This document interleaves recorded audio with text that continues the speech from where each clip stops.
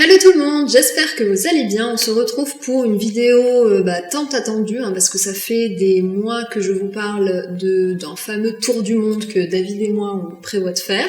Donc je suis accompagnée bien évidemment de celui qui va partir avec moi, avec nous même, parce qu'on nous emmène avec nous dans cette aventure.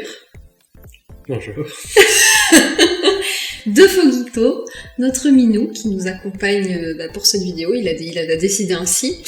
Et voilà, on va tout vous révéler, notre projet, par où on commence, tout ça. David est un peu stressé, il voulait absolument pas s'asseoir à côté de moi pour vous filmer cette vidéo, mais bon, je me suis dit que c'était l'occasion de vous le présenter puisque vous allez voir sa tronche un petit peu plus souvent du coup dans les prochaines semaines.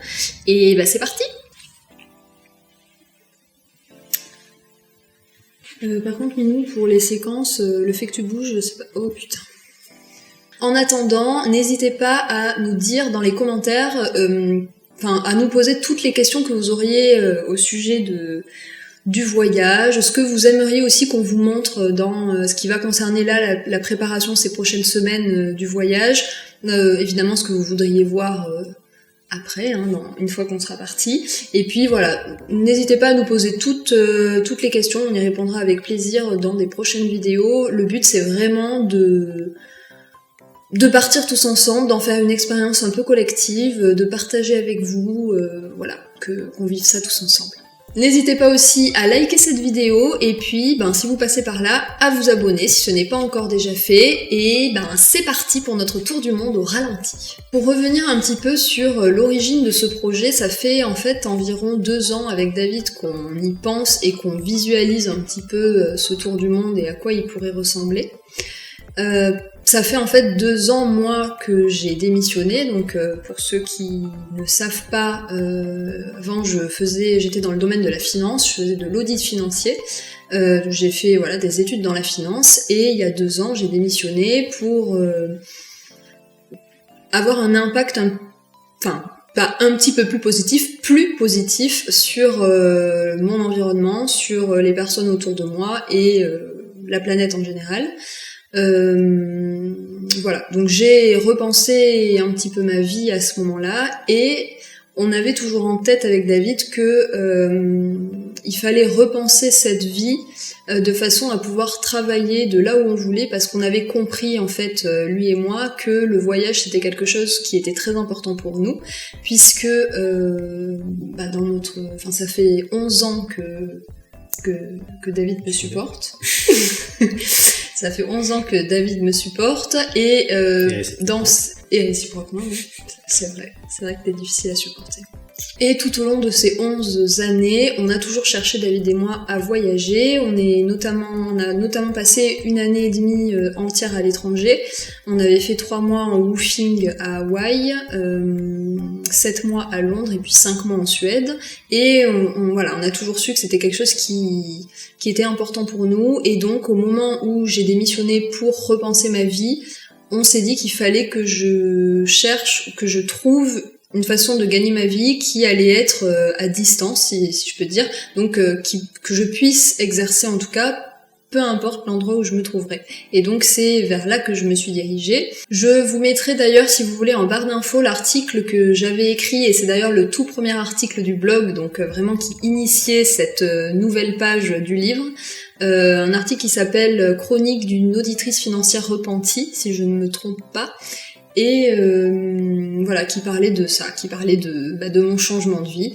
Donc pour ceux qui ne le connaîtraient pas, je vous le mets en barre d'infos. Suite à ça, j'ai commencé à travailler en tant que freelance, en tant que rédactrice web et consultante en communication. Je tire un salaire de ça, et un vrai salaire qui me permet de travailler de n'importe où je suis, en l'occurrence de ma petite maison actuellement, mais voilà, on a toujours eu dans le projet de, pourquoi pas, un jour pouvoir travailler de n'importe où. Donc moi, aujourd'hui, j'en suis capable, et une fois que j'en ai été capable, ça a été le tour de David de démissionner. Ouais. Peut-être veux-tu nous parler de cette expérience extraordinaire qu'est la démission? Moi, j'étais ingénieur informatique, j'ai démissionné de ma SS2I pour, comme Céline, elle pouvait avoir un salaire, du coup c'était faisable de démissionner à mon tour. Et donc j'ai créé aussi également mon statut freelance et maintenant j'ai mes premiers clients et tout se passe bien. Et maintenant du coup, on peut partir. Maintenant, on a la sécurité financière et le matelas pour partir. On part avec tous nos clients dans nos valises et on va pouvoir exercer exactement le même métier, que ce soit donc dans cette petite maison dans laquelle on vit depuis 3 ans ou, je sais pas, sur une plage en Thaïlande, peu importe où, en fait, on sera capable de faire exactement le même travail. Sur une plage en Thaïlande. Surtout sur une plage en Thaïlande. On en est à vendre la maison. Donc en fait, ça y est, si je gardais le secret pendant de nombreuses semaines, c'est parce qu'on a mis quand même plus de temps qu'on pensait à vendre notre maison. Notre maison qui est dans la campagne lyonnaise. Donc voilà, on a mis un petit peu plus de temps que prévu à la vendre, mais bon, on n'était pas pressés. Ouais, on n'était pas pressés de toute façon. Donc voilà, on attendait juste de trouver les bonnes personnes et on a trouvé des personnes chouettes. Oui. On est contents, ils vont même à la Biocop. Donc certains d'entre vous l'ont peut-être vu passer sur Instagram, ça avait fait pas mal de bruit, vous avez été pas mal à me faire des retours. En fait, on a un fichier Excel, on a fait un fichier Excel immense avec absolument tous les objets qu'on possède. Donc je pense que c'est un exercice hyper intéressant. Qui pourrait être intéressant à faire, mais par tout le monde intéressé par le minimalisme et l'intention d'avoir moins, de posséder moins. C'est vraiment hyper intéressant en fait de se rendre compte de tout ce qu'on a. Parce que même nous en fait qui faisons attention quand même à tout ce qu'on fait rentrer dans notre maison, on a quand même une consommation raisonnée depuis plusieurs années. On s'est aperçu là en faisant cet exercice de tout répertorier que il y avait des trucs dont on s'est pas servi pendant 3 ans quoi. Ah bon? Oui, genre le plat à télé. Ah oui, d'accord. Non, si, il y a des trucs dont on s'est pas servi pendant 3 ans. Et donc on s'aperçoit que donc même si on a l'impression de pas posséder grand chose, en fait, si dans tous les coins, dans tous les tiroirs, tout ça additionné, ça fait énormément de choses. Et donc pourquoi est-ce qu'on a fait ça? C'est parce que ensuite on a envoyé ce fichier d'abord à nos familles pour qu'elles nous disent si elles voulaient récupérer certaines choses. Puis là on en est à l'étape des amis. Et puis ensuite je pense qu'on va passer à l'étape des voisins. Éventuellement, c'est plus simple. S'ils sont sympas. Mais oui, ils sont à côté, donc s'ils ont besoin de quelque chose, on peut leur donner. Et puis ce que personne ne veut, on ira le donner aux associations, je pense à Emmaüs. D'ailleurs, une petite astuce pour vendre des livres et des CD, et des DVD et des jeux vidéo. On a trouvé 2 applications qui sont vraiment super, c'est Momox et Gilbert Joseph. Je vous mettrai ça si vous voulez dans la barre d'infos. C'est super chouette parce qu'en fait ils vous les rachètent. Bon, ils vous rachètent pas tout, bien sûr, mais nous je pense qu'on a bien vendu pour 200 € de livres et CD de musique. Et franchement ça vaut le coup parce que je suis sûre que dans vos bibliothèques il n'y a pas forcément que des livres que vous voulez garder. Nous on en garde quelques-uns qui vont être stockés chez nos parents le temps qu'on n'est pas là, mais voilà, en fait le but c'est vraiment de pas les encombrer, de garder le minimum possible et vraiment ce qui est vraiment important pour nous. Et déjà donc, on leur laisse les minous. Ouais. Déjà on leur laisse nos petits minous, ils vont aller chez les parents de David. Ils connaissent bien la maison, en fait, ils y sont déjà allés plusieurs fois, et puis c'est une grande maison, à la campagne, ils sauront bien. Ils en ont déjà un, donc les poils ils connaissent. Oui, ils ont déjà un minou. En fait, on s'est longtemps posé la question, est-ce qu'on les amène avec nous ou pas? Oui, et puis les chats, ils préfèrent être attachés à un lieu plus qu'à des personnes, donc c'est plus simple de les laisser... Oui, je pense que... on pense que on sera beaucoup plus triste de les laisser qu'ils ne seront tristes de nous voir partir. Ah bon? Ouais. Oui, je pense que ce serait... on pense que ce serait un peu trop égoïste, en fait, de les amener avec nous, que ce serait un choix vraiment... le nôtre, en fait, pour nous faire plaisir à nous, mais qu'eux, ils seront bien plus heureux dans un endroit bien stable, qu'ils connaissent, parce que les chats, c'est vraiment des animaux qui s'attachent à un lieu avant que ce soit une personne. Bon, et puis ils les aiment bien, tes parents aussi, quand même. Oui. Ils sont gentils en plus. Mais ils sont gentils en plus. Mais bon voilà, ça va être un petit peu un déchirement pour nous. Ça a été peut-être l'un de nos plus grands freins, même si voilà, on pourrait penser que c'est le fait de changer de métier radicalement, le fait de trouver des clients. Mais les minous, ça a vraiment été une grande question quoi. Avec la maison qu'on aime bien, dans laquelle on a vécu de belles choses. Mais bon, partir, c'est mourir un peu. il faut forcément laisser quelque chose derrière soi pour partir quoi. Nous on part avec un sac à dos donc comme disait ma sœur, partir c'est revivre. On avait dit qu'on la dirait pas celle-là. Faut pas que tes parents l'entendent.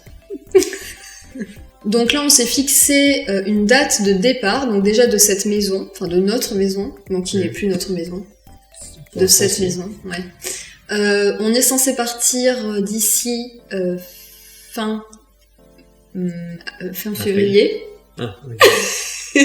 Non, on part fin février. Mars, le week-end fin février, début mars. Donc on est censé partir à ce moment-là de la maison. Et ensuite donc d'aller dans les Landes chez nos parents pour vraiment les dernières semaines préparer le départ. Et donc le départ qui se ferait logiquement fin mars, début avril. Voilà, donc voilà pour les dates. On est évidemment hyper excités de partir.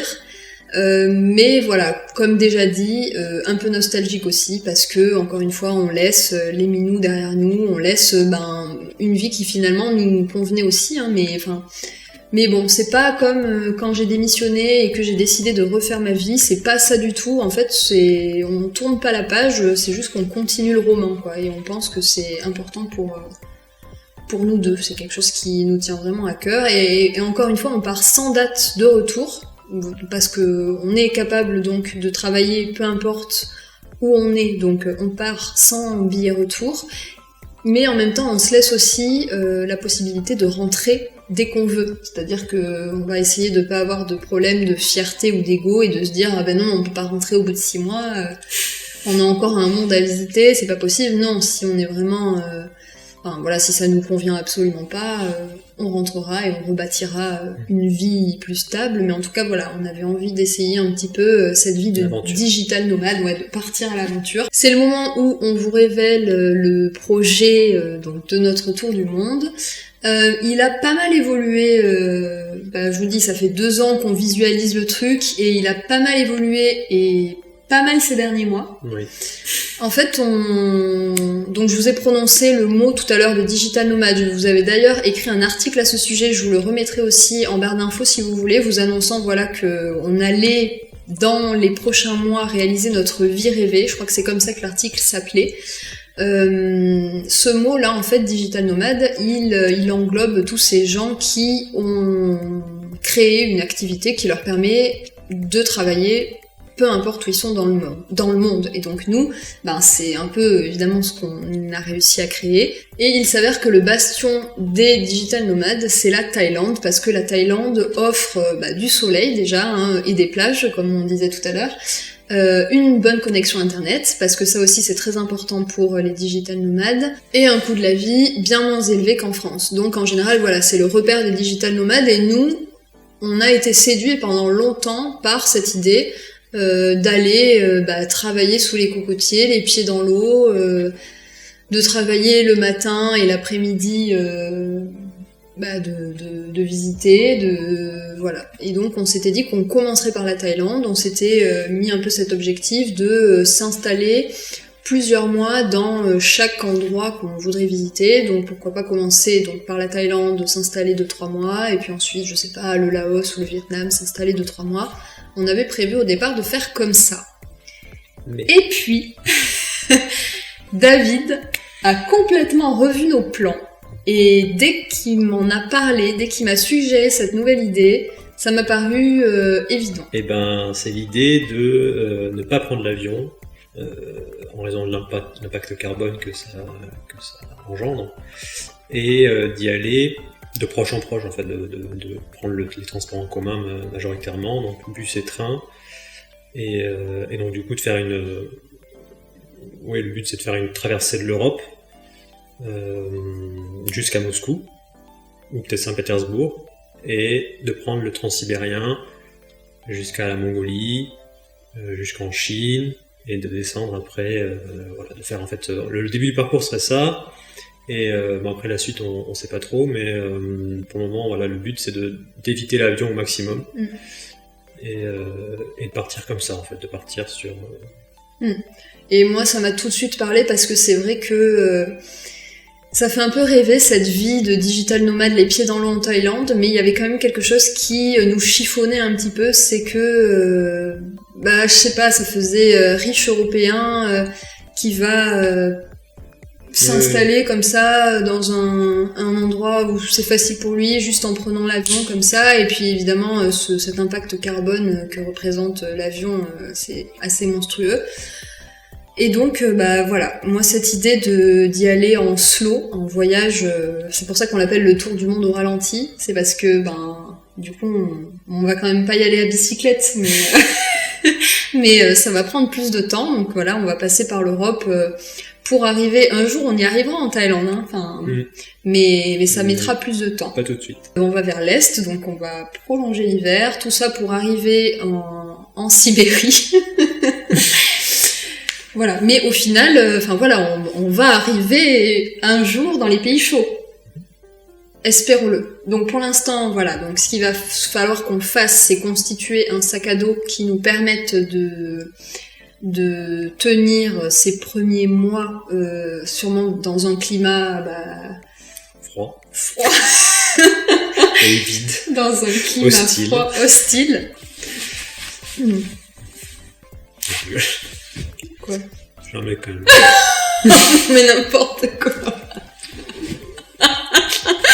Et donc moi cette idée m'a plu et il a quand même fallu que je rajoute mon grain de sel parce que je pouvais quand même pas laisser David inventer le concept de ce voyage tout seul. On va profiter du coup de ce voyage au ralenti pour aller visiter les usines de production, aller voir comment les choses se passent parce que vous savez que depuis le départ de mon blog en fait la mode éthique évidemment c'est quelque chose qui me passionne et de manière plus générale tout ce qui va toucher à de belles initiatives engagées qui œuvrent pour un monde meilleur.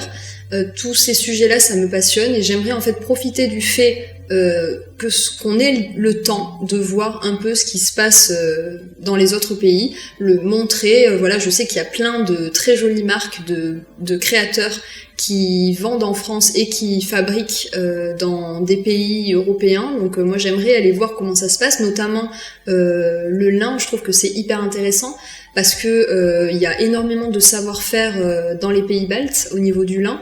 La Pologne aussi, puisqu'on n'a plus d'atelier de filature en France pour le lin, et donc pourquoi pas aller voir comment ça se passe de ce côté-là. Donc voilà, j'aimerais, moi, profiter de ce voyage pour vraiment mettre en lumière les belles initiatives, et puis ensuite, vous vous doutez bien que quand on va arriver en Asie, il va y avoir énormément de choses à voir là-bas, évidemment en ce qui concerne la mode. Vous montrer les deux visages, c'est-à-dire que Made in China, c'est pas forcément fabriqué dans des conditions déplorables, mais ça peut l'être aussi. Moi j'aimerais vraiment profiter du fait d'être en Asie pour constater avec mes yeux et puis du coup que à travers la caméra, parce qu'on va faire énormément de vlogs évidemment, ça va être pour nous la façon la plus simple de vous amener avec nous, que vous puissiez le voir aussi, parce que en fait je sais très bien, parce que je le ressens aussi, que tant qu'on ne voit pas et qu'on se sent pas tant qu'on ne voit pas, on n'agit pas. Que tant qu'on ne voit pas, on ne va pas modifier son comportement et on ne va pas repenser ses habitudes parce que ça demande énormément d'efforts de repenser ses habitudes, de révolutionner sa vie, ça demande des efforts. Et tant que on voit pas ce qui se passe, tant que ça se passe dans des pays à des milliers de kilomètres de là, que les vêtements qu'on porte ont en fait pollué l'eau et les terres de gens qui habitent à des milliers de kilomètres de là et qu'on ne rencontrera probablement jamais, c'est difficile en fait de prendre ça pour soi et comme une raison pour changer ses habitudes, parce que nous on est aussi confronté à nos conflits du quotidien et donc sans images, on a du mal à agir. Et donc j'aimerais vraiment profiter de ce voyage pour vous emmener avec nous, que vous voyez aussi bien que nous comment tout cela se passe. Et donc comment cela se passe bien, pour montrer aussi que c'est possible de bien faire les choses, qu'il y a des gens qui le font, et aussi voilà comment ça se passe mal, parce que bien évidemment si on peut, mais on essaiera. Donc bien sûr, si vous connaissez des gens qui pourraient peut-être nous aiguiller, nous donner des conseils, des contacts sur le long de notre trajet, on est preneur. Si vous êtes une marque avec un atelier quelque part en Europe et que vous pensez que ça peut être intéressant pour les gens, voilà, de découvrir comment vous faites les choses, pareil, n'hésitez pas. Bon, il est grand temps de terminer cette vidéo parce que Foguito commence à tomber du canapé et je n'ai absolument plus de bras pour le retenir. Voilà, j'espère que cette annonce de notre voyage autour du monde au ralenti vous aura plu, qu'elle vous donnera peut-être des idées à vous aussi, hein, peut-être qu'on se rejoindra sur le parcours un jour. N'hésitez pas dans tous les cas à laisser dans les commentaires toutes vos questions, toutes vos suggestions de vidéos, tout ce qui pourrait en fait vous intéresser autour de ce fameux projet et de toutes ces belles aventures à venir. N'hésitez pas à liker cette vidéo si elle vous a plu, n'hésitez pas à vous abonner si ce n'est pas encore déjà fait. Cliquez sur la cloche. Et à cliquer sur la cloche, très bien David, pour être alerté des vidéos qu'on sort. Et puis moi, comme à chaque fois, en attendant une prochaine vidéo, je vous fais de gros bisous.